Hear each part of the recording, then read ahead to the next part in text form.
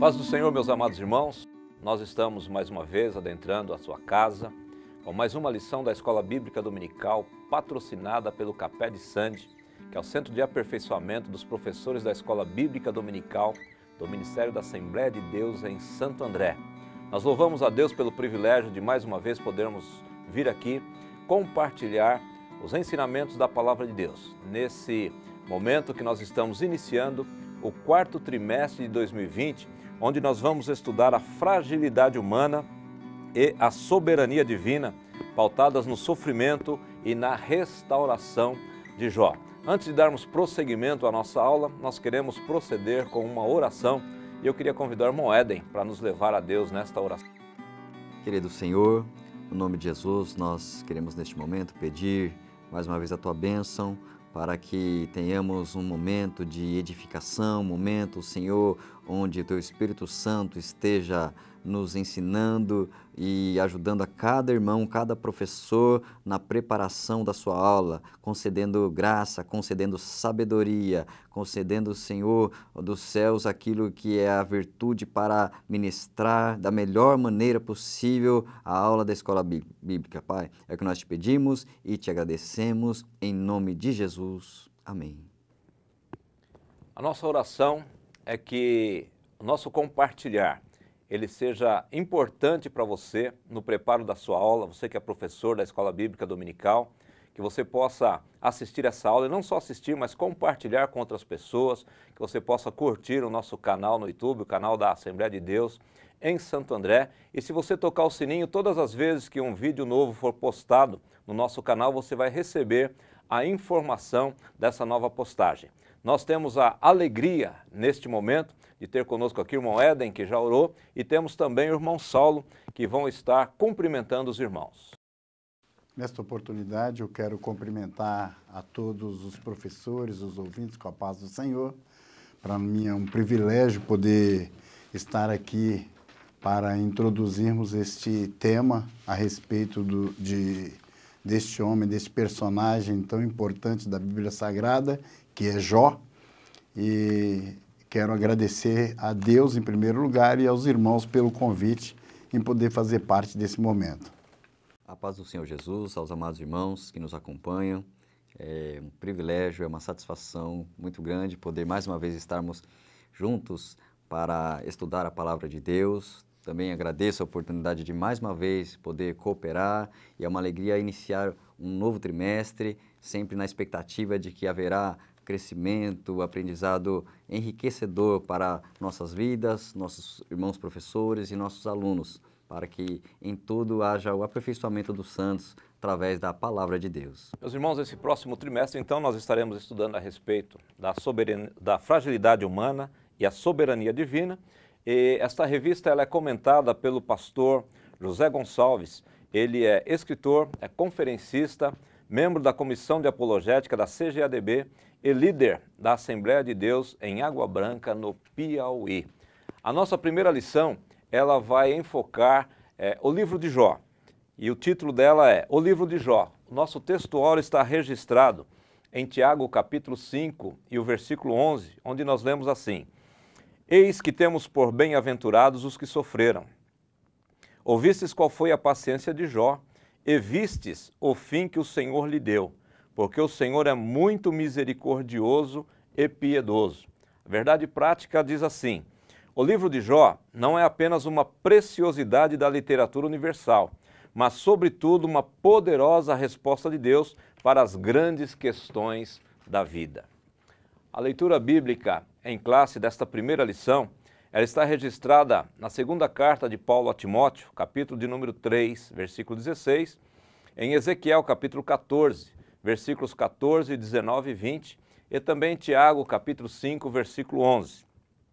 Segunda a Timóteo diz assim: toda a escritura divinamente inspirada é proveitosa para ensinar, para redarguir, para corrigir, para instruir em justiça. Ezequiel capítulo 14, versículo 14, 19 e 20. Ainda que estivesse no meio dela esses três homens, Noé, Daniel e Jó, eles, pela sua justiça, livrariam apenas a sua alma, diz o Senhor Jeová. Ou, se eu enviar a peste sobre tal terra e derramar o meu furor sobre ela com sangue, para arrancar dela homens e animais, ainda que Noé, Daniel e Jó estivessem no meio dela, vivo eu, diz o Senhor Jeová, que nem filho nem filha eles livrariam, mas só livrariam a sua própria alma pela sua justiça. Tiago capítulo 5, versículo 11. Eis que temos por bem-aventurados os que sofreram. Ouvistes qual foi a paciência de Jó, e vistes o fim que o Senhor lhe deu, porque o Senhor é muito misericordioso e piedoso. Nós temos como objetivo geral, nesta primeira lição, mostrar que o livro de Jó é uma poesia inspirada que retrata o dilema vivido por uma pessoa histórica. Os objetivos específicos dos 3 tópicos desta lição é mostrar que, a partir das evidências internas do livro, é possível conhecer o contexto no qual Jó viveu, especificar o gênero literário e de que forma esse conhecimento ajuda na compreensão do livro de Jó. E, por último, identificar o propósito e a mensagem do livro de Jó.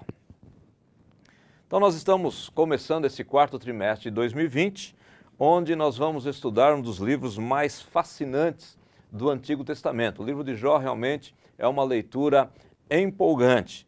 Neste momento em que nós estamos vivendo, em que um vírus ele mudou por completo a nossa rotina e trouxe prejuízos incalculáveis. Esses prejuízos não são só financeiros, mas em todos os sentidos, inclusive de vidas de pessoas próximas ou conhecidas. Neste momento fica em evidência mais do que nunca a pergunta que é feita no livro de Jó: por que os justos sofrem?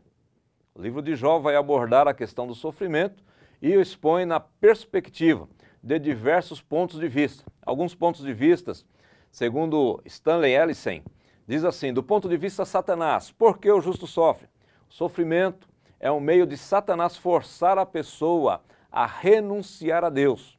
Do ponto de vista dos 3 amigos de Jó, que nós vamos encontrar no decorrer desse trimestre, o sofrimento é sempre um castigo para o pecado. Do ponto de vista de um 4º amigo que aparece na história de Jó, chamado Eliú, o sofrimento é usado por Deus para corrigir e para disciplinar. Do ponto de vista de Jó, por que o sofrimento? No começo da sua vida, para Jó o sofrimento era só para o iníquo e não para o justo. Mais tarde, ele pôde entender que o sofrimento é o processo refinador de Deus para produzir o ouro. E do ponto de vista de Deus, por que do sofrimento? Sofrimento é um privilégio que Deus ele dá ao seu povo para ajudá-lo a cumprir algum grande propósito, tal como refutar Satanás. Para Deus também o sofrimento é um apelo para confiar nele quando nós não entendemos. E também o sofrimento pode ser um meio de Deus trazer alguém a um ponto em que ele já não sabe o que fazer e está de tal maneira indefeso que somente Deus poderá tornar-se o seu defensor. Norman Geisler, a respeito desses pontos, ele diz assim: há um grau de verdade em todos esses pontos de vista a respeito do sofrimento. Contudo, em relação à situação de Jó, os amigos dele estavam errados. Jó não estava sofrendo por causa dos seus pecados. Então, no decorrer desse trimestre, nós estaremos abordando estas questões, esses pontos de vista. E hoje, nessa nossa primeira lição, nós vamos falar sobre o livro mais especificamente. E o primeiro tópico da nossa revista, Saulo, ele vai falar sobre a autoria, sobre o local e sobre a data do livro de Jó. O que a gente pode trazer para os nossos professores de informação acerca desse tópico? É importante comentar que o livro de Jó é um livro cheio de anonimatos, né? Ele não tem uma autoria conhecida, não pode ser desprezado a importância ou a preocupação de querer saber quem o escreveu, até por causa do tema e a importância desse livro, inclusive pela sua inclusão no cânon sagrado. Então é importante saber que houve um autor e há diversas linhas teológicas e defesas a respeito dessa autoria. Então, que vai desde o próprio Jó, né, a possibilidade de o próprio Jó, depois de ter passado por essa situação, de ter vivido todo esse seu dilema, ele ter sido o autor, contando ou relatando a alguém a sua própria história, e alguém foi escrevendo, como também caminhando por aí, por esse tempo, ou pela história bíblica, há alguns que defendem até o livro ter sido escrito no período interbíblico. Mas se tivéssemos que fazer um descarte dessas considerações ou dessas colocações, nós iríamos dessa última para a primeira, né? Desprezando aí essa possibilidade de ter sido escrito no período interbíblico, e talvez pararíamos ou ficaríamos ali entre Jó e Eliú, que era um dos amigos de Jó, o último que aparece, né, no texto, ou até mesmo o próprio Jó ou Moisés, como alguns também defendem. Então, pode ser que foi escrito por um deles, mas a verdade é que este livro, ele tem um anonimato, não se sabe exatamente, não ficou descrito quem escreveu. O que nós sabemos e temos como importância é que ele foi incluso, né? Ele não, apesar de não se fazer parte da história dos hebreus, ele foi incluso no cânon sagrado e tem a sua relevância para a nossa vida, né? Não é como qualquer outro livro poético que se lê, né? Esse é um livro todo escrito em poesia, mas é uma poesia que pode se ler 50 vezes e ela tem uma relevância extraordinária na nossa vida. Qualquer outro livro poético de qualquer autor em qualquer tempo, ninguém teria essa paciência de lê-lo 50 vezes e surtir algum efeito em sua vida. Mas o livro de Jó traz esse resultado. Então, apesar de desconhecer o autor, ele tem essa importância. O autor traz ainda dentro desse tópico a questão da localidade. A proximidade descrita fala que Jó ele viveu na terra de Uz. Uz, há uma proximidade, há um descrito bíblico que está próximo da região de Edom, e é onde hoje fica a Jordânia, ao sudoeste e o sul de Israel, mais próximo dessa região. É onde possivelmente Jó viveu. E também aí o autor traz aqui a época, o período.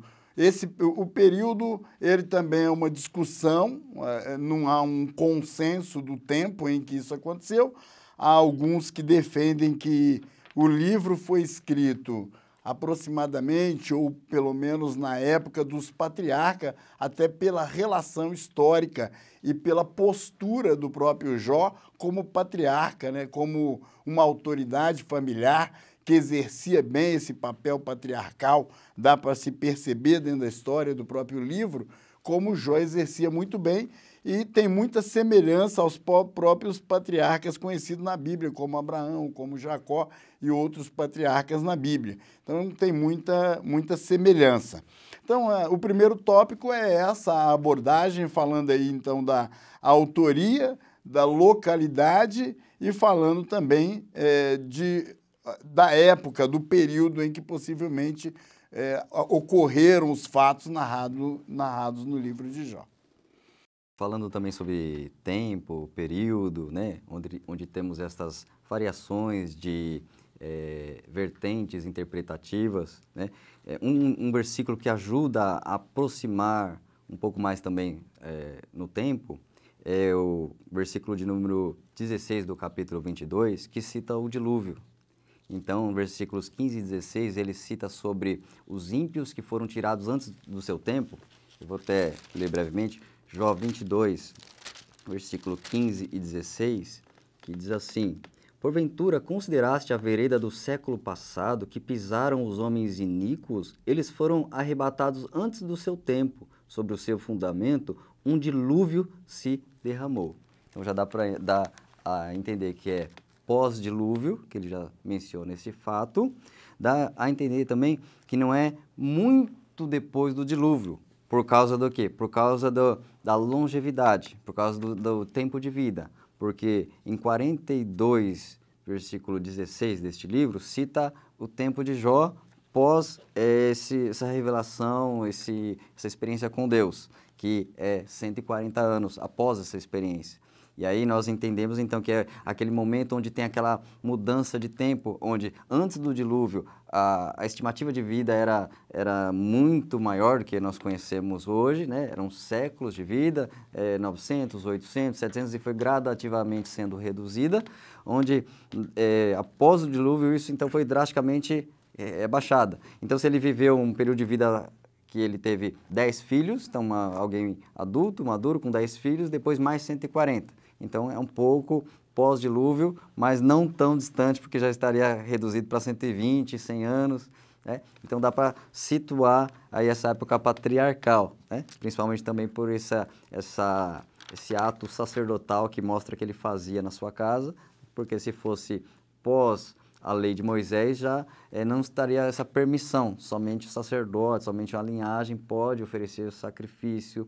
Então dá a entender que é alguém que viveu antes da vigência da lei mosaica. Né? Então são alguns versículos que vão aproximando do tempo dele, de quando viveu essa pessoa que é impressionante, o próprio Deus testifica dele, Deus usa o profeta para falar dele, e nós vemos também que Tiago ali usa a vida dele como um exemplo para a igreja. Falando para a igreja sobre perseverança, paciência, vai usar a vida dele como exemplo, confirmando a vida, a pessoa dele, confirmando este livro no cânon, na fé do povo de Deus. Quando nós olhamos aqui ainda, dentro desse primeiro tópico, o item 2, ele fala sobre a pessoa histórica de Jó. Algumas linhas de pensamento, alguns pensamentos que desacreditam da historicidade deste homem, pela composição do livro que nós vamos ver mais à frente. Eles dizem que Jó não foi uma pessoa real, não foi uma pessoa histórica.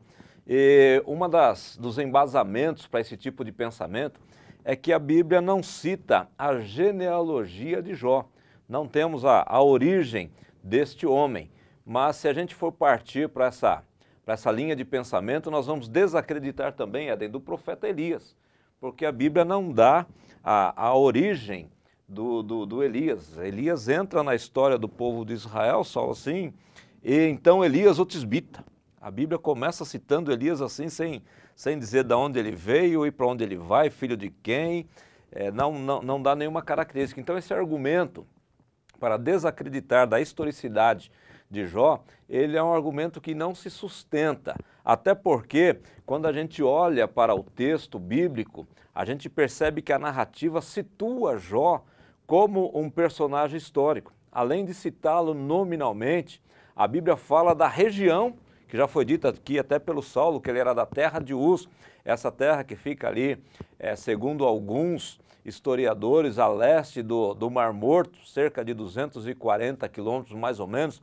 Alguns colocam ele um pouquinho mais para cima, mais perto da Galileia, entre Damasco e Edom. Situa ele ali um pouquinho mais para norte, mas isso não muda nada. O importante é que a Bíblia mostra um local real onde se deu a história de Jó. A Bíblia diz que Jó foi chamado de o maior de todos do Oriente. Ele foi chamado como o maior de todos do Oriente. E como já foi dito aqui nesta ocasião também pelo irmão Saulo, Deus ele cita o nome de Jó no livro do profeta Ezequiel. Não é Ezequiel que cita, é Deus quem fala a respeito de Jó no livro do profeta Ezequiel, no capítulo de número 14, versículos 12 a 14, e também nos versículos 19 e 20 do livro do profeta Ezequiel. E como foi lembrado também aqui pelo Éden, e está tanto na nossa leitura bíblica em classe, quanto no nosso textuário, o Tiago, ele cita também o comportamento, a perseverança de Jó como um exemplo para a igreja atual. Nós devemos aprender com Jó a lidar com essa questão do sofrimento, sendo perseverantes ao Senhor. Então esse primeiro tópico, como foi dito aqui pelo Saulo, ele dá essa condição de autoria, de local, de data, ele situa o livro de Jó dentro de tudo aquilo que nós vamos ver no decorrer desse quarto trimestre de 2020. Então o livro de Jó é um livro importantíssimo para a igreja, importantíssimo para a história bíblica, tão importante que, como disse aqui o Saulo, apesar de não citar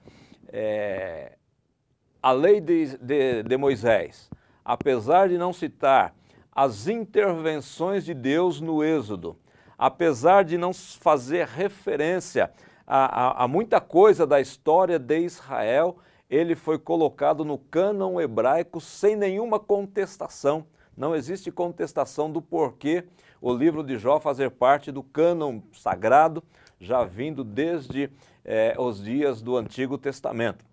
Então esse livro ele é importantíssimo e ele trata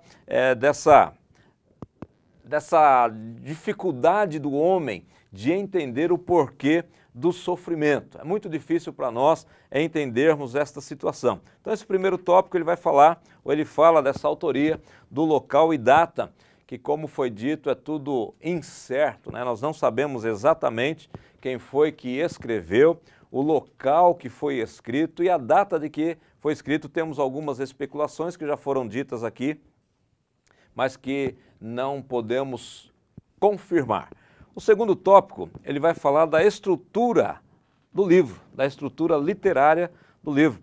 E eu queria começar com o Éden aqui, falando a respeito dessa estrutura literária do livro de Jó.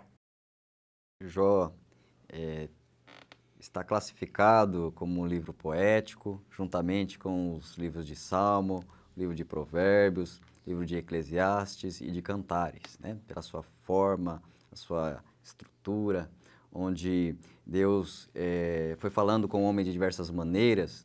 Ele deixou para nós o registro das Escrituras. Alguns livros são históricos, outros livros são proféticos, temos os livros da lei, e esse grupo de livros são muito atraentes para o ser humano, porque o ser humano gosta desse tipo de leitura, onde se busca a sabedoria, ou se fala de emoções, sentimentos, questionamentos, questões da vida, e esses livros entram muito nessa área humana.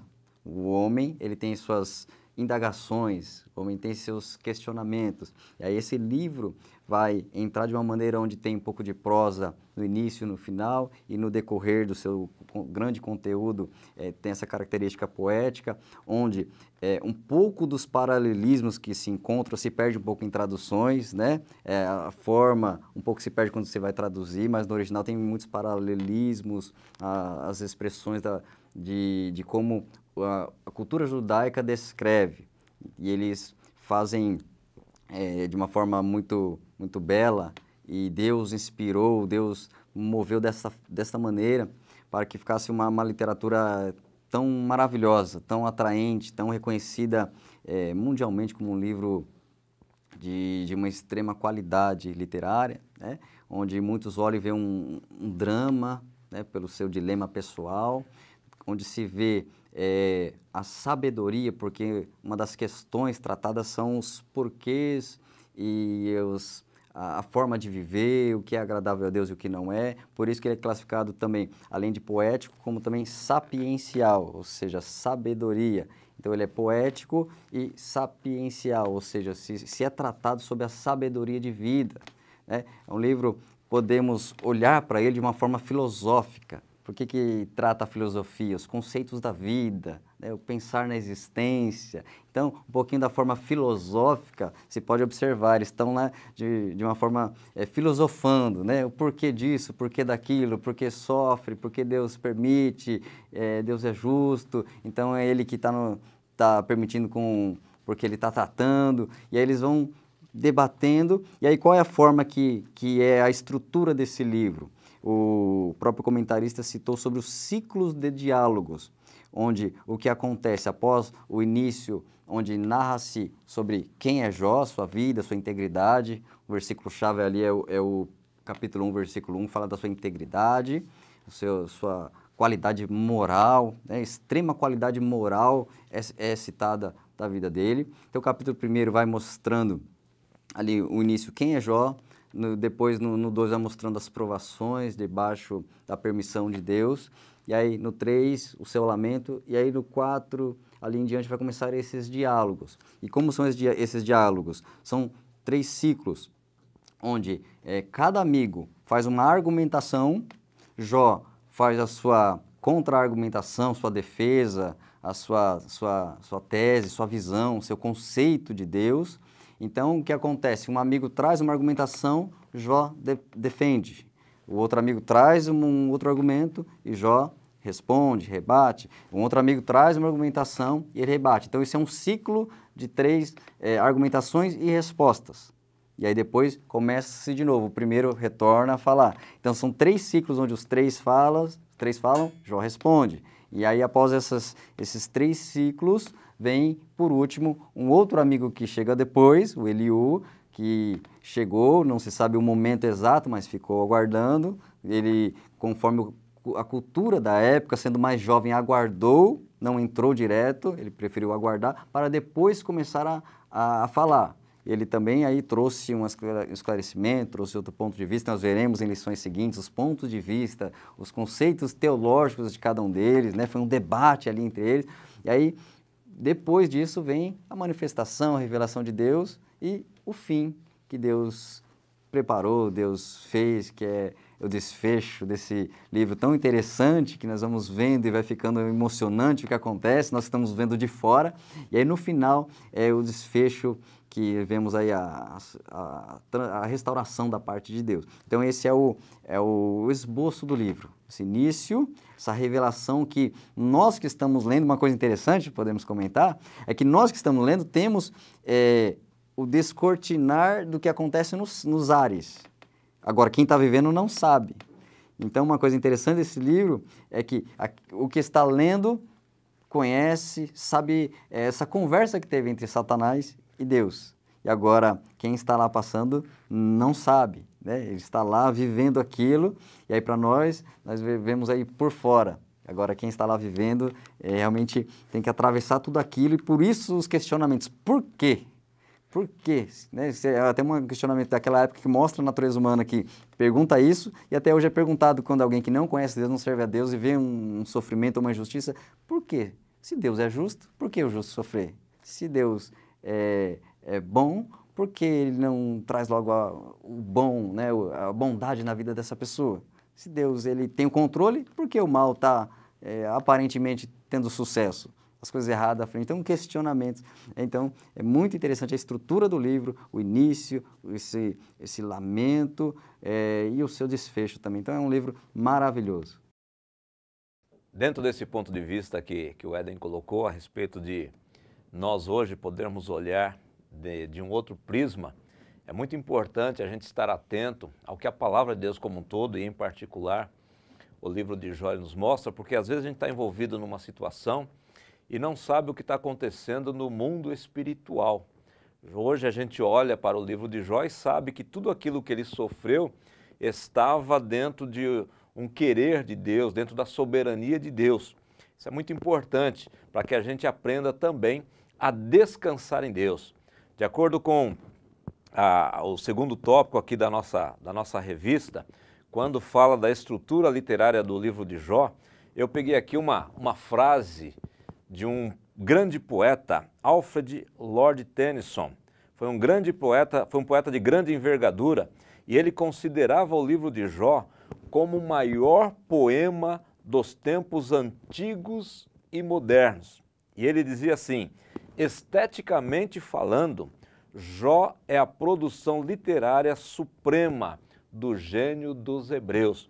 Então nós vemos aqui um olhar de alguém que entende de poesia, falando a respeito da grandiosidade do conteúdo do livro de Jó e tudo aquilo que ele traz para nós. E dentro dessa organização aí, desses ciclos que o Éden acabou de falar, nós temos ainda no terceiro ponto aqui do segundo tópico, essa colocação, Saulo, de que o escritor do livro de Jó, ele se utiliza muito de metáforas para enfatizar uma ideia, para colorir, né, como diz aqui o nosso comentarista, para dar um colorido diferente, para carregar nas cores mesmo, uma ideia que ele queria apresentar. É interessante observar aqui nesse ponto, colocado pelo autor, nessa abundância de figuras de linguagem, eu lendo aqui o pastor Claudionor de Andrade, autor do livro de Jó, que foi uma das lições da Escola Bíblica Dominical em 2003, ele fala sobre isso, trazendo o seguinte sentido, que apesar do gênero literário, nós não podemos ignorar que Jó é um poema histórico e nele nada foi hiperbolizado. Apesar de ter esse sentido de usar figuras de linguagem, eles não precisaram fazer nada disso. Ele até menciona aqui dessa forma: o autor sagrado foi exato em sua descrição, fiel em seu registro e leal ao relato que testemunhara. Se houve mitos em Homero, se fantasias em Virgílio, se exageros e devaneios em Camões, se todos esses poetas, posto que poetas, distorceram a realidade para valorizar uma rima, para tornar perfeita uma métrica e para fazer sonhável uma realidade, o autor sagrado manteve-se escravo daquilo que presenciara. Em sua servidão à prosa, contudo, não pôde evitar a mais perfeita poesia. Isso é a beleza, mesmo parecendo que houve uma intenção de enfeitar o texto, ele estava contando exatamente o que ele vivenciou. Esse texto sagrado traz para nós, quando nós lemos, uma convicção de uma existência de um homem que viveu aquilo ali de fato, sem qualquer rodeio a essa realidade bíblica. Então, essa riqueza que nós encontramos nas figuras de linguagem, elas são extremamente relevantes, mesmo parecendo que o autor está descrevendo ali de forma metafórica, é uma verdade. Foi a forma de ele ilustrar exatamente o que ele viu, e não uma suposta história, mas era uma realidade. Na realidade, ele descreveu com uma precisão absoluta tudo aquilo que estava vivenciando. Imagina alguém dentro do contexto, do protagonismo do Jó, descrevendo a sua situação.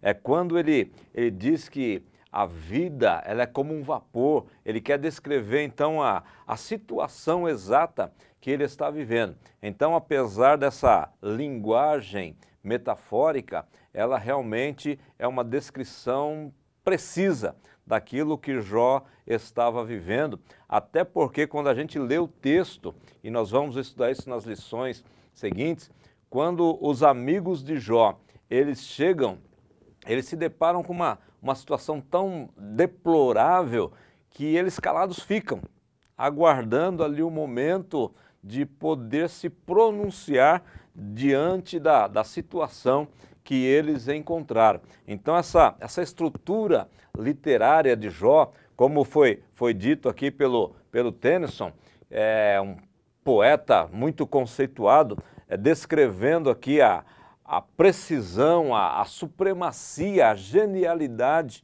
do livro de Jó. Esse livro traz para nós aqui uma visão maravilhosa de um comportamento de um homem que sofreu na sua pele, literalmente, tudo aquilo que poderia um ser humano suportar e sofrer. E ele traz para nós este ensinamento de como nós devemos nos comportar mediante o sofrimento.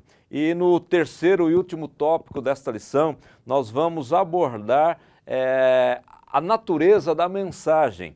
qual é o conteúdo, o que é que o livro de Jó ele vai trazer para nós no decorrer desse trimestre. E tem essa pergunta no primeiro ponto aqui, que é a pergunta da vida. Por que os justos sofrem? Qual é a razão, Éden, do sofrimento dos justos? Poderia o justo não sofrer? Verdade, é uma pergunta aí que ecoa aí por séculos, né? Muitas pessoas, ao passar por um sofrimento, questionam-se: por que eu, Deus? Por que comigo? Ou ver um justo? Por quê? Né? Que é algo onde a natureza humana questiona ao observar com seus olhos aparentes injustiças, o ímpio prosperando e o justo sofrendo. Até o próprio salmista Asaf, no Salmo 73, começa com um questionamento desse, ao ponto de quase se desviar, quase se afastar da comunhão com Deus por causa disso. E esse livro vai, na sua mensagem, tratar sobre isso, porque é o questionamento que acontece ao longo do livro, e os seus amigos vêm com ideias, os seus conceitos, que vai retratar o conceito da época que eles têm sobre Deus, quando eles vêm com algumas acusações de causa e efeito, por exemplo, onde eles estão, nós vamos em lições posteriores entrar nisso, né, onde eles acusam de pecados e por isso tem consequência. Então, essa questão é levantada, por quê? Esses debates, essa parte mais longa do livro vai entrar nisso, no porquê, esses questionamentos, eles interpretando a sua visão, o seu conceito sobre Deus, por isso que é um debate teológico ali, o que Deus está fazendo, como Deus está tratando. Né? Então, tem essa pergunta, por que o justo sofre? E a palavra de Deus, no Novo Testamento, vai mostrar uma igreja que serve a Deus e sofre. Né? O apóstolo Pedro, numa de suas cartas, se cita também, olha, não é para você estranhar. 1 Pedro 4, 12 e 13, fala sobre o sofrer do cristão. Então, é um ponto reforçado neste livro, o sofrimento. Então, 1 Pedro, primeira carta de Pedro, capítulo 4, versículos 12 e 13, onde ele diz: amados, não estranheis a ardente prova que vem sobre vós, para vos tentar, como se coisa estranha vos acontecesse, mas alegrai-vos no fato de serdes participante das aflições de Cristo, para que também na revelação da sua glória vos regozijeis e alegreis. Então, um primeiro ponto a ser levantado, que nós podemos também com nossos alunos, nossos irmãos, olha, o justo sofre, Deus permite, a igreja santificada, remida, chamada, está na presença de Deus, está debaixo das asas de Deus, Deus guarda e protege, porém, Ele permite, como é citado também que, olha, o sol se levanta sobre justos e injustos. Então, as coisas boas é a graça de Deus sobre todos os homens, quando Ele concede coisas boas para todos, como também permite sofrimento para todos. Ninguém está imune, está blindado neste mundo mal, ele também vai atravessar. Então, primeiro ponto, porque ele está no meio das pessoas onde a graça comum de Deus trata todos de uma forma onde ele permite o bem e o mal acontecer com todos. Nós vemos também que Deus ele tem o seu tratamento com seus filhos, porque diz lá, a palavra de Deus lá em Hebreus, capítulo de número 12, versículo 6, fala que ele prova os seus filhos. Então, em Hebreus, capítulo 12, versículo de número 6, diz: porque o Senhor corrige o que ama, açoita qualquer que recebe por filho. Então, Deus também pode tratar os seus filhos com propósitos. Né? Ele pode permitir um sofrimento com o propósito de estar trabalhando na vida dos seus filhos. Inclusive, o conceito de correção e provação pode ser abordado ao olhar para esse livro, porque os amigos enxergam Deus corrigindo. Olha, ele está errado, ele tem pecado e Deus então está castigando para corrigir. Só que nós sabemos que o conceito de Deus também é o conceito da provação. E o que é a provação? Quando Deus decide, Ele permite um experimento, um teste, um momento dele ser colocado à prova, a sua fé, a sua resistência, o seu amor a Deus, a sua fidelidade a Deus, não por alguma coisa que ele fez, não por uma consequência do seu próprio ato, mas Deus, no seu soberano propósito, permitir ele passar por aquela provação, ele passar por um teste onde Deus está o aguardando para ser aprovado.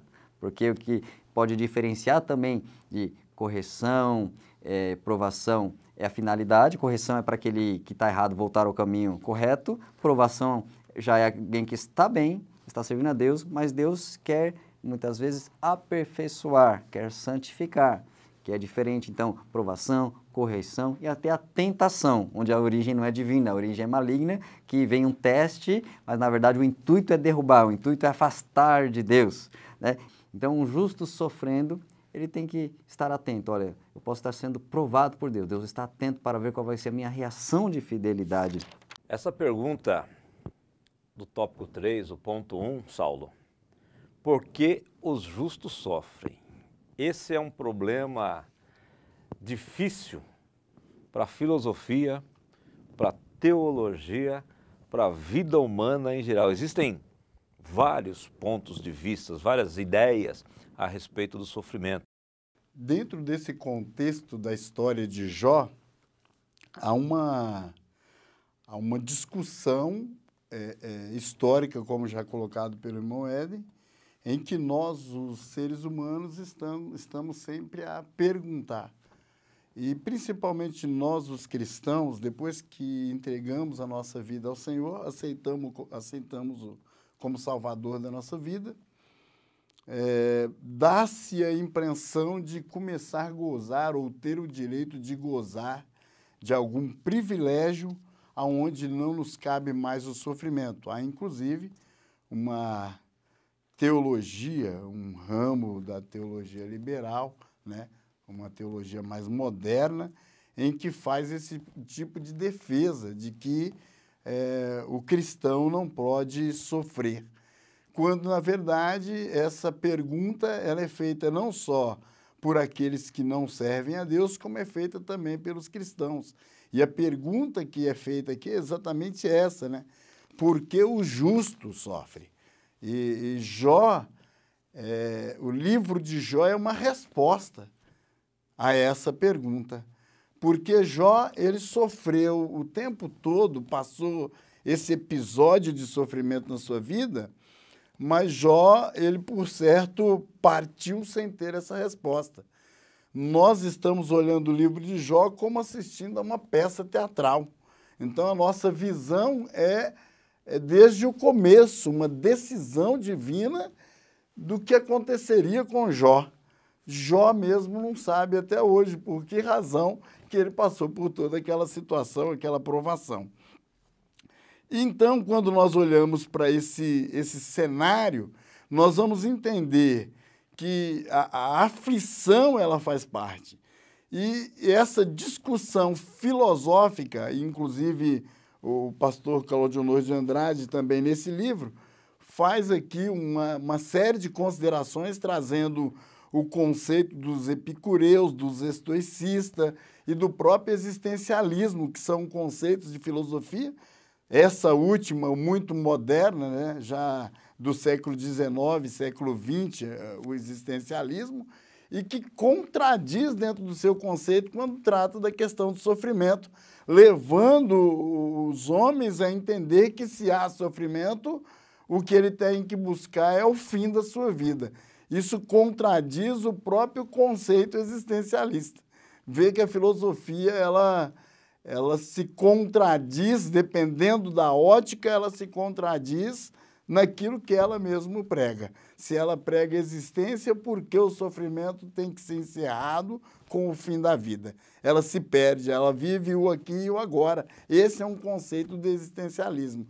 E há um equívoco total. E qualquer outro conceito filosófico, ele tentando dar resposta a isso, ele entra em devaneio, não conseguindo sanar essa dúvida.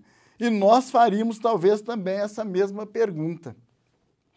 O que nós, olhando para a Bíblia, depois que nós aprendemos e conhecemos a história de Jó, a conclusão que nós chegamos é o quanto é importante ser provado por Deus e o resultado que isso nos traz. Foi já falado aqui, o pastor Paulinho mencionou no começo dessa aula, citando aqui o processo de refinamento que Jó aprendeu dentro do seu processo de sofrimento. Como que ele saiu lá na frente. E é interessante que foi mencionado aí o comparativo do ouro. Jó é comparado como ouro. E o ouro não teme o fogo. Qualquer outra coisa fica queimada e vai ficando para trás, mas o ouro resiste. O ouro sai de lá purificado. E esse é o processo de aflição.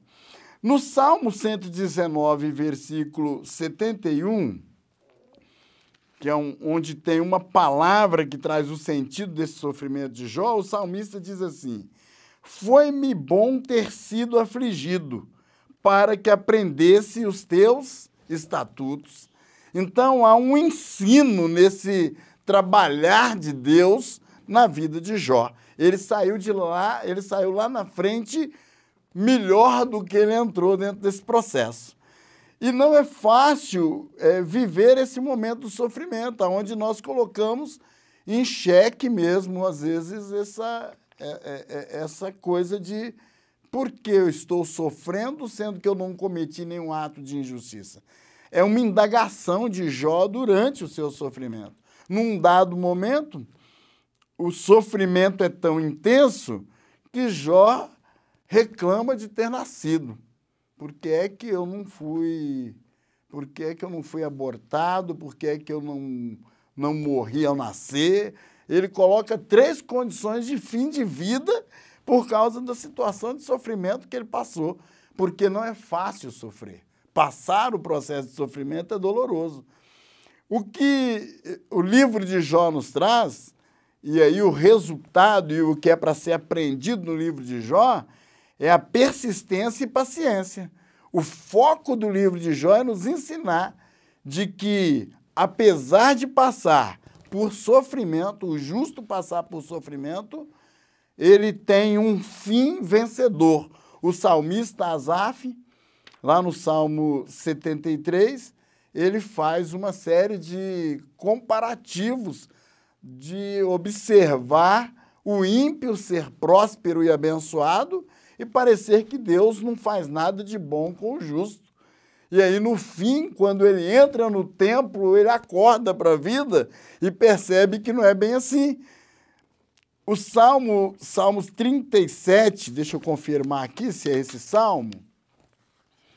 O Salmos 37, ele vai mostrar, se nós lermos o Salmo 37, ele vai mostrar Deus abençoando o justo e o ímpio sofrendo as consequências dos seus atos maus. Esse salmo revela isso. E esse é um sentimento que, às vezes, nós, os cristãos, temos, quando, às vezes, vemos um ímpio próspero, parece que, por que é que eu estou no sofrimento sendo justo? E quando nós vamos, então, saímos do Salmo e vamos para o livro de Jó, a gente começa a entender. Deus vai me fazer melhor do que eu era. Deus está me preparando para algo muito superior. Eu sei que eu tenho uma promessa, uma esperança viva em Deus, que apesar desse sofrimento, eu serei abençoado. Lendo um pouco esse livro do pastor Claudio Honor, me fez pensar nesse cenário de muitos cristãos que às vezes ele está passando na vida por uma luta difícil, né? Seja de que ordem for, seja de uma ordem de enfermidade, e às vezes uma enfermidade incurável que ela pode trazer um desespero, um pânico, né? Ela se torna às vezes assustadora, né? Não só a questão da enfermidade, mas outros problemas. Às vezes a pessoa até um próprio desemprego no mundo inteiro leva pessoas ao suicídio. E por que não dizer que o cristão, quando entra num cenário desse, também se coloca num quadro de sofrimento, né?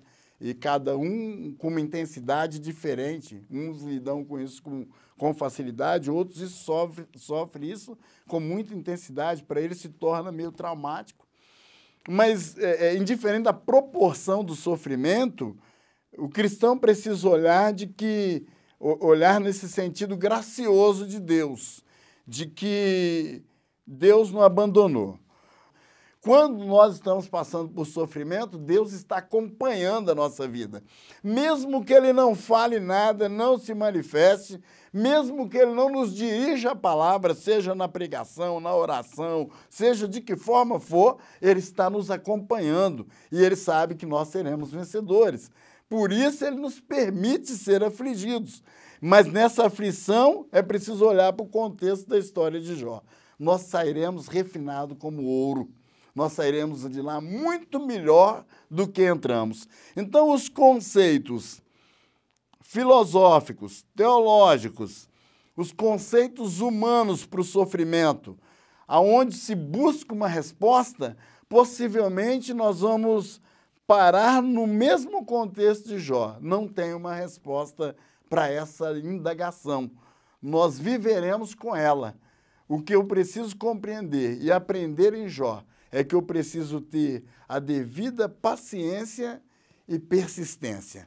Não abandonar a minha fé em hipótese alguma, porque o meu Senhor está acompanhando e, no fim, Ele vai me dar a devida restauração. Interessante, posso fazer um adendo aqui também, olhando para o sofrimento, onde Jó, nós podemos olhar para ele como uma figura de Cristo também, porque cada livro nós encontramos Cristo em figura, em tipologia, e Jó é alguém que é o mais íntegro do seu tempo, Deus testifica dele, ele é alguém que está ali, uma vida plena, abundante, porque materialmente, familiarmente, sentimentalmente, ele é pleno, e ele é aquele que, por uma reviravolta, ele esvazia-se totalmente, então ele realmente perde tudo. Então é aquele que se esvaziou, é aquele que é escolhido para sofrer, padecer, e todo esse sofrimento que ele atravessa faz com que surja uma revelação de Deus. Essa revelação vai ser algo que vai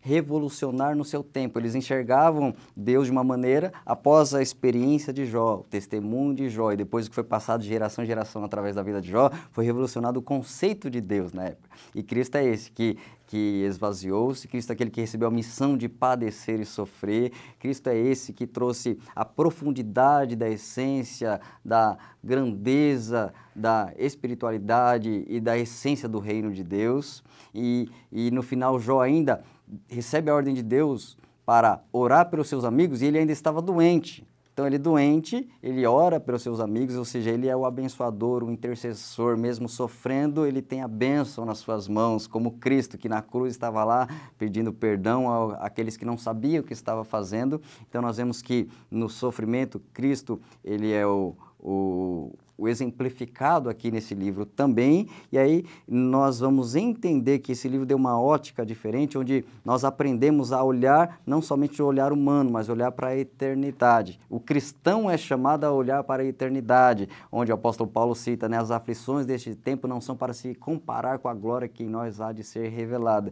Então aí o cristão olha para o sofrimento natural, mas ele tem uma compreensão superior, que ainda que esse corpo exterior se corrompa, se machuque, se fira, adoeça, o interior dele se renova de dia em dia.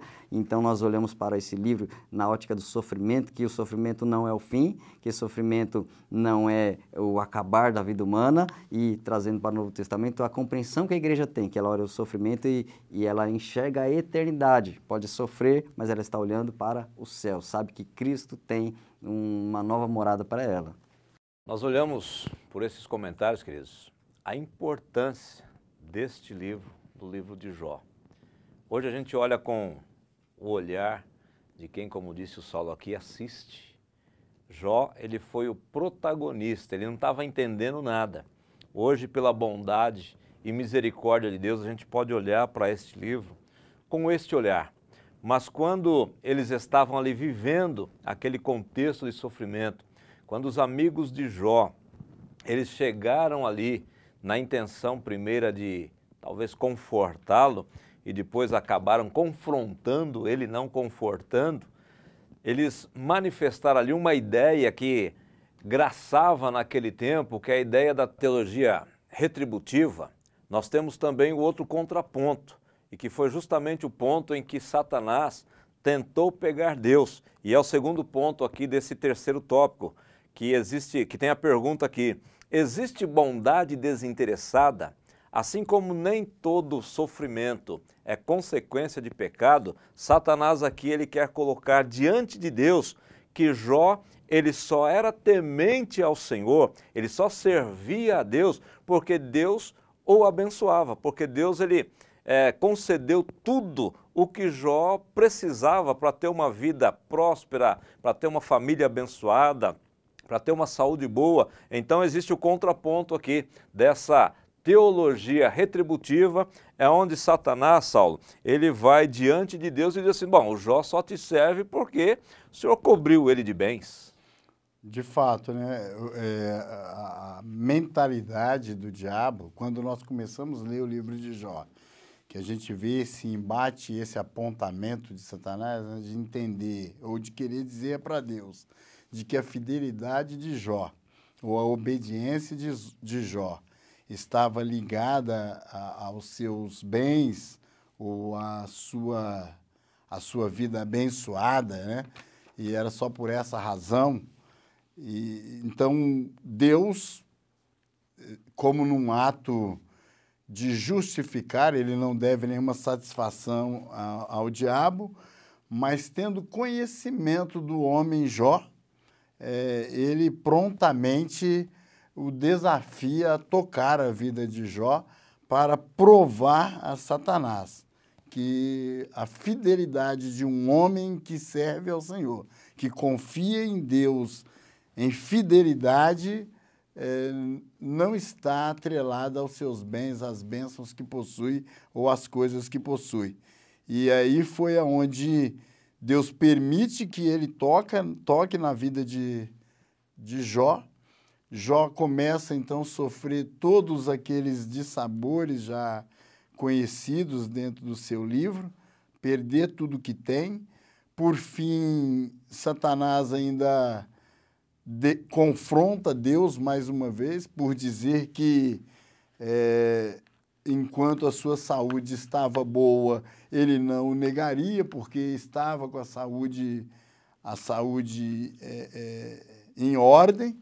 E Deus permite tocar a saúde de Jó, só não permite lhe tirar a vida. E Satanás faz isso, levando Jó, então, a um extremo de um sofrimento terrível. E nós, lendo o livro, fica observando e voltando, né, na questão do sofrimento do justo, porque Deus permitira isso. E o diabo sai totalmente derrotado, envergonhado com a sua tese de que as pessoas só servem a Deus ou só são fiéis ao Senhor mediante o que ela possui. Eu faço mais uma vez menção de um testemunho colocado pelo pastor Cláudio Honor, quando ele menciona no início do livro, falando do livro de Jó, o episódio de encontrar uma irmã que ela estava com um problema de uma enfermidade grave, ela estava com um câncer e o seu rosto já estava em parte deformado por causa da enfermidade que estava destruindo a sua fisionomia. E ele via a alegria daquela irmã nas escadarias da igreja, cumprimentando as pessoas com a paz do Senhor, servindo ao Senhor com uma alegria. Uma irmã que ainda não tinha chegado nos seus 50 anos de idade e passando por uma situação muito difícil por causa dessa enfermidade, mas numa alegria extraordinária em servir ao Senhor. E então, depois que ele faz um relato mostrando todas as discussões em torno do sofrimento humano, ele pôde depois, lá no fim do texto, ele coloca: eu entendi por que daquela alegria, porque Deus era o suficiente para ela. O cristão, ele não tem o sofrimento como um problema, ele tem o sofrimento como uma solução. Ele sabe que Deus o honrará depois de passar por qualquer sofrimento que seja, ele será recompensado um dia, mesmo na eternidade, livre de uma vida de sofrimento. E ele sairá refinado, ele sairá abençoado por Deus. Deus, ele era o suficiente para Jó. A saúde e os bens que Jó possuía, no conceito de Satanás, ele só servia a Deus por ser o maior do Oriente, por ser o homem que possuía tudo o que tinha, por ter uma família próspera e abençoada. Essa era a mentalidade de Satanás. Tira tudo dele e veja se ele vai continuar fiel. E ele fez tudo isso e viu que Jó permaneceu fiel. Nós não servimos a Deus pelo que ele faz, nós servimos a Deus pelo que ele é. Esse é o conceito aprendido em Jó e é assim que nós vivemos. Servimos ao Senhor pelo que ele é e não pelo que ele faz por nós. A declaração de Jó mostra o ponto de vista dele bem contrário a muitos aí que ensinam a prosperidade, né? Porque o que nós podemos enxergar? A tese do diabo foi, olha, ele serve pelos bens. E Jó mostrou que é possível ter muitos bens materiais sem ser materialista. Ao ser tirado tudo dele, a declaração dele no capítulo 1, versículo 21, que é tremenda e cativante ver essa expressão dele, no saí do ventre da minha mãe e no tornarei para lá. O Senhor o deu, o Senhor o tomou. Bendito seja o nome do Senhor. Mostra que ele era um adorador. Então, olha, Deus dá bens, mas Deus retira bens se Ele quiser. Ele é Senhor, Ele é dono de tudo. Então, esse reconhecimento de Jó é muito interessante. Aí cai por terra a tese do diabo. Então, ele parte para a segunda, que é, olha, então ele está ainda fiel porque não foi tocado na carne, enquanto ele não está sofrendo, né? Aí entra essa dor na vida dele, e aí o silêncio dele incomodou a esposa, porque capítulo 2, versículo 8, fala que após aquela chaga maligna do versículo 7 atingir ele do pé à cabeça, mostra ele em silêncio com o pedaço de telha, raspando as feridas, no meio da cinza, e não vê ele falando nada. Então aquele silêncio incomodou ao ponto da esposa dele no versículo seguinte, fala, olha, você ainda retém a sinceridade, amaldiçoa Deus e morre. Então ele é de novo pressionado a reclamar, a amaldiçoar, e aí a segunda resposta dele é, olha, como qualquer doida, assim falas tu, receberemos o bem de Deus e não receberíamos o mal? Em tudo isso não pecou Jó com seus lábios, ou seja, ele enxerga que se vier um mal na vida dele, Deus ele é soberano ao ponto de permitir o bem e também permitir o mal. Enquanto estava bem, ele adorava a Deus. Agora que veio o mal, ele continua adorando a Deus, né? Então, um coração adorador ele tinha, e aí, mais uma vez, ele vence a argumentação do inimigo neste momento, e é o que a gente pode encontrar no livro de Jó, algumas declarações, confissões de fé firmes, que mostra a base, a convicção que ele tinha, que o sustentou na sua aprovação. Essa primeira dos bens, olha, Deus dá e Deus retira. Agora, na enfermidade, sobre o mal, então, ó, Deus me dá o bem, Deus também pode dar o mal. E, num outro momento, capítulo 19, versículo 25, num outro momento de tantos debates, porque agora ele estava numa outra dor, que é a dor moral, seus amigos o acusando. Então, além da física, veio depois a moral, depois veio ela atingido como servo de Deus, né, porque fala dele mal socialmente, fisicamente, até da sua vida íntima, chegaram a falar algumas coisas, no que tange a sua fidelidade, ao ponto dele se defender, olha, eu fiz concerto com meus olhos, para que não atentasse em outra mulher. Então, vários pontos é citado uma acusação contra a moral e a pessoa dele. E aí, nesse momento onde ele está lá no meio dos debates, ele lança também um momento que, no auge da dor, ele fala, olha, eu sei que o meu Redentor vive e que por fim se levantará sobre a terra. Então são confissões de fé ao longo do livro que mostra a firmeza desse servo de Deus, que nos momentos mais difíceis ele para e confessa, e a sua declaração é de quem está esperando em Deus. A gente observa no livro de Jó essa teologia de Satanás, de que o homem ele só serve a Deus interessado por aquilo que Deus pode conceder, e ele carrega consigo essa teologia. Nós vemos que quando Jesus, após ser batizado, é conduzido pelo Espírito ao deserto para ser tentado pelo diabo, ele se lança novamente com essa teologia e ele apresenta para eles, olha, se você me adorar, eu te dou todos os reinos da terra, eu te apresento tudo. Então essa teologia da troca, ela não é uma teologia divina. Deus, ele não nos dá para ser adorado, Deus não precisa disso. O diabo é diferente, ele não tem muito o que oferecer, então o que ele pode oferecer, ele oferece em troca de adoração. Deus mostra-nos aqui através do livro de Jó que ele não faz essa barganha, ele não faz essa troca. Infelizmente, a teologia que a gente vive nas igrejas cristãs nos dias de hoje é uma teologia de barganha, a gente faz as coisas para ser merecedor. Essa não é a visão bíblica, esta não é a visão que a Bíblia nos apresenta para sermos abençoados por Deus. Nós somos abençoados porque Deus é abençoador, porque Deus, ele é amor. Deus não nos dá alguma coisa para ser adorado. Deus, ele não nos concede alguma bênção para que nós nos curvemos diante dele. Nós não precisamos ou não devemos tratar Deus desta forma. Se tratarmos Deus assim, na realidade, ao invés de agradarmos o Senhor, nós estamos ofendendo a Deus, que nós só estamos adorando porque ele concedeu um benefício. Dentro daquilo que a gente pode entender no livro de Jó, e nesse terceiro tópico aqui, é que nem todo sofrimento ele é consequência de pecado, mas também a fidelidade do crente, ela não deve ser circunstancial, ela não deve ser baseada em circunstâncias. Nós devemos ser fiel a Deus pelo que Deus é e não pelo que Deus faz. Então essas duas lições a gente vai transcorrer com elas no decorrer de todo esse trimestre, quando nós estivermos estudando cada lição dessa revista da Escola Bíblica Dominical. E o último ponto desse terceiro e último tópico é mais uma pergunta. Pode o homem, Éden, compreender Deus?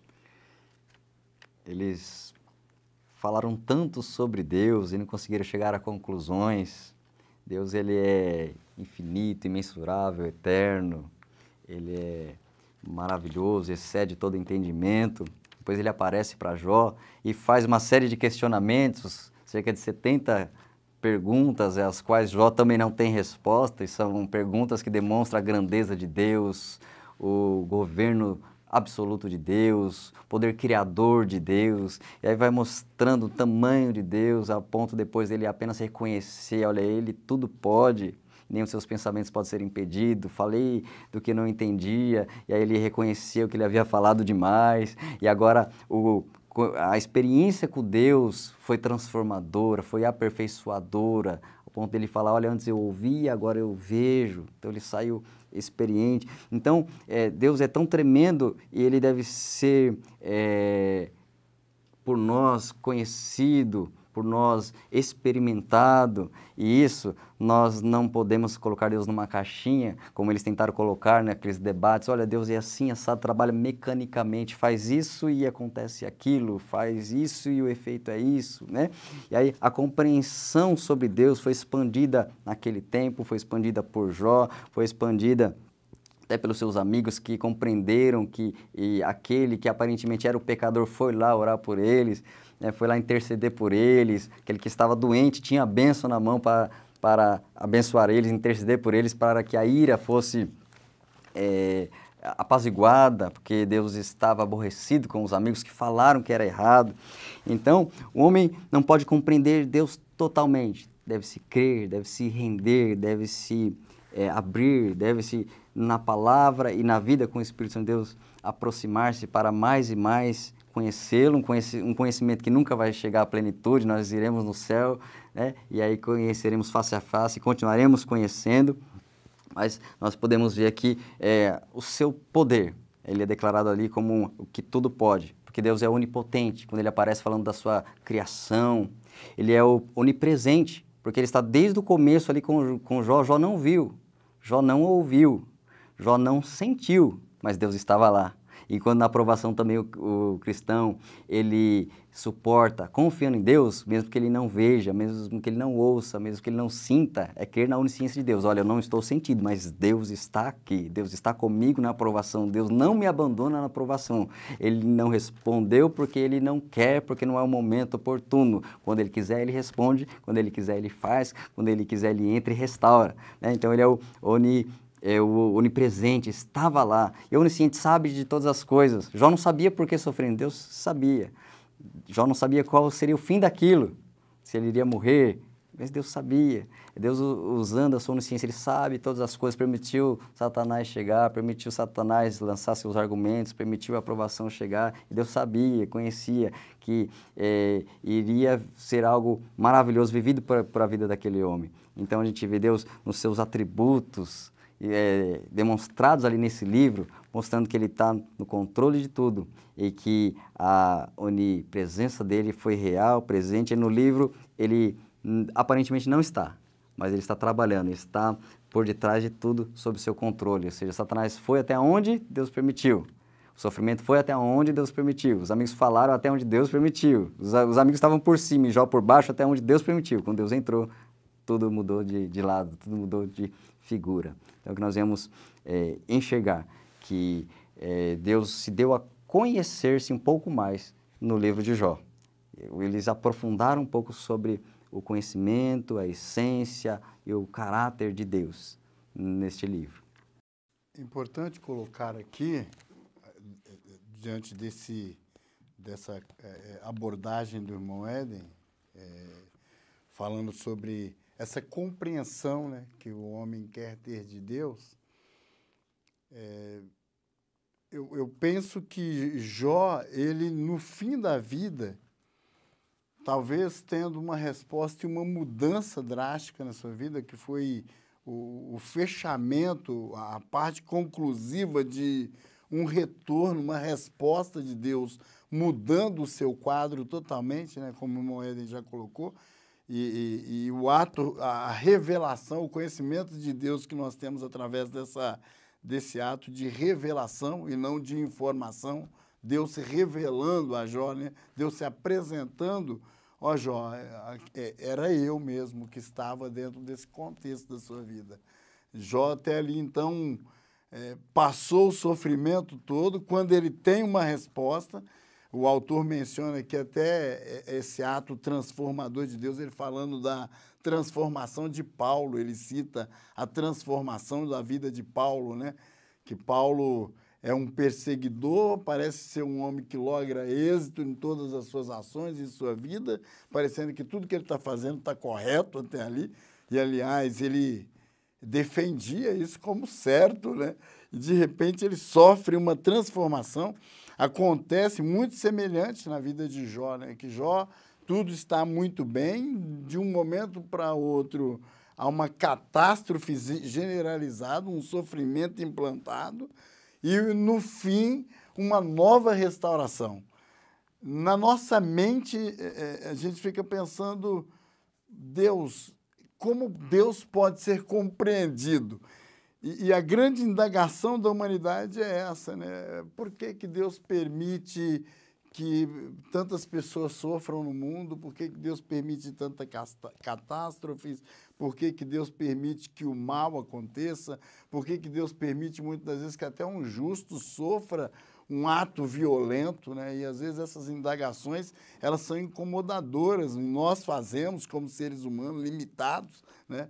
Por que Deus permite às vezes um ato violento contra um próprio crente, né? De sofrer uma perda, um dano, uma agressão, de sofrer Deus não é para ser compreendido, Deus é para ser aceito, né? A pergunta do autor é, pode o homem compreender Deus? Deus não é para ser compreendido. O autor terminou esse tópico dizendo assim, a questão para Jó não foi tanto entender Deus, mas o experimentá-lo. O que nós precisamos é focar nesse mesmo propósito de Jó. Viver e experienciar Deus mudou completamente a vida de Jó. Eis uma grande lição deixada por esse precioso livro. O propósito dos acontecimentos da vida de Jó é que nós temos que ter experiências com Deus, experimentar Deus, não é tentar entender Deus. Por que é que aconteceu? Não cabia a Jó essas indagações. Por que eu sofri? Por que Deus me permitiu passar por isso? Por que é que aconteceu todo esse trauma na minha vida? Jó não ficou fazendo essas indagações, ele foi vivendo cada dia. Conta-se que Abraham Lincoln, durante a Guerra Civil Americana, ele viveu um desapontamento quando ele viu que a guerra não cessava, o confronto parecia que só aumentava, vida sendo dizimada.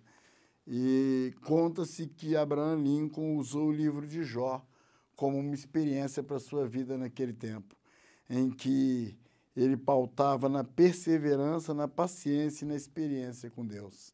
Passava horas em oração pedindo a Deus que desse uma resposta para aquele conflito. E ele pôde, no fim, ver que o aprendizado de Jó serviu para ele como um resultado. As coisas estão acontecendo, Deus está agindo, Deus está no controle. O que importa é o fim. Deus está no controle de cada situação. O que eu preciso entender é que eu tenho que experimentar Deus nessas horas conflituosas.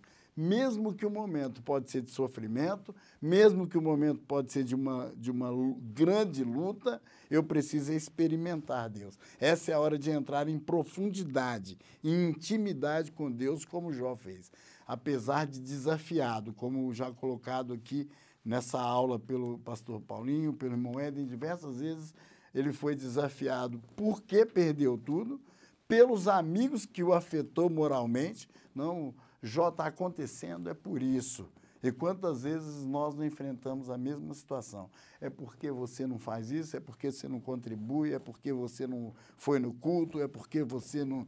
E aí, às vezes, a pessoa aquilo vai colapsando a pessoa, colocando ela num labirinto, e ela começa a carregar, mesmo servindo a Deus, e sabendo da sua fidelidade com Deus, parece que ela começa a carregar um fardo servindo a Deus. Mas é para a gente experimentar Deus de tal forma como Jó fez a sua própria defesa. Eu sei em quem eu tenho crido, eu sei quem é meu Deus. Ele, por fim, vai se levantar e eu serei vitorioso. Então, não é para compreender, não é para entender. Deus, por quê? Por que Deus? A sociedade ou a filosofia, né, a história ainda continua perguntando se tem um Deus e Deus existe mesmo, por que que o mal está aí? Essas indagações não cabem ao homem. Cabe ao homem experimentar Deus, vivenciar o que ele tem de melhor em Deus. Amém, meus irmãos? Essa pergunta, pode o homem compreender Deus?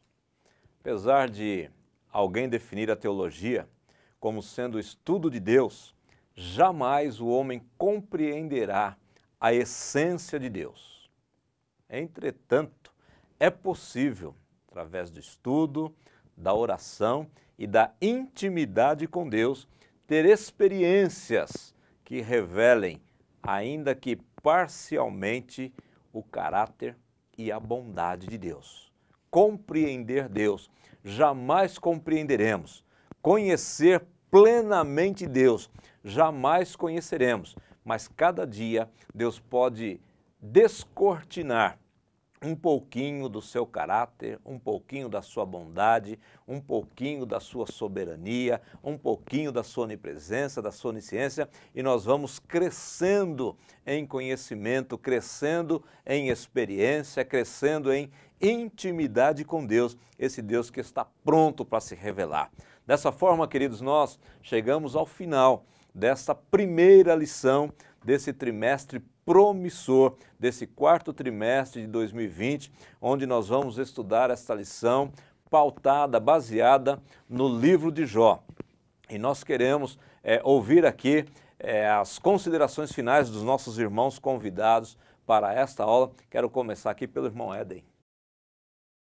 Queridos, graças a Deus, estamos finalizando esta primeira lição, onde nós somos chamados, convidados a olhar para o livro de Jó, um livro muito interessante. Nós veremos muitas questões, muitas ideias e conceitos acerca de Deus e essa experiência maravilhosa que o servo de Deus Jó viveu, onde nós já aprendemos nessa primeira lição um pouco sobre o panorama, sobre a origem desse livro e a pessoa de Jó, e também a mensagem central, onde nós vemos o justo sofrendo, o justo sendo provado, e ele não sabe exatamente o que acontece, mas nós cremos no Deus que tem seus elevados propósitos, seus sublimes pensamentos que são mais altos do que os nossos. Então nós vemos Jó passando por uma provação e Deus no controle de tudo, para que nós, nossos irmãos, nossos alunos também compreendam sobre este livro tão gracioso e maravilhoso, sobre um Deus que tem propósitos maravilhosos, que devemos apenas submeter-se a eles, crendo que Deus tem o melhor para os teus servos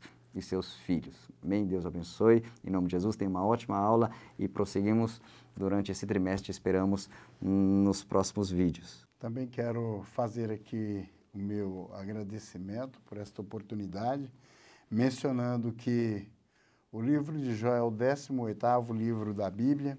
Ele tem 42 capítulos, tem 1070 versículos, sendo desses 1066 são históricos, um é de profecia já cumprida, 3 de profecias ainda por se cumprir. No livro de Jó tem 329 perguntas, 13 mandamentos, nenhuma promessa explícita, 4 predições e 10 mensagens de Deus. Leia o livro de Jó, saboreie o livro de Jó, para que você compreenda que mesmo em meio ao sofrimento, mesmo em meio às suas lutas, o Senhor está no controle da sua vida, e a proposta de Deus é que mesmo em meio a tudo isso, você está sendo refinado como ouro, você está sendo abençoado, você está sendo, como diz o salmista, você está aprendendo de Deus os seus estatutos no meio do sofrimento ou no meio das lutas. Então, não pense ou não entenda que o Senhor te proporcionou ou te colocou nesse momento da sua vida para te desafiar ou te desanimar, mas ele está, o propósito de Deus é maior que isso, é que você saia de lá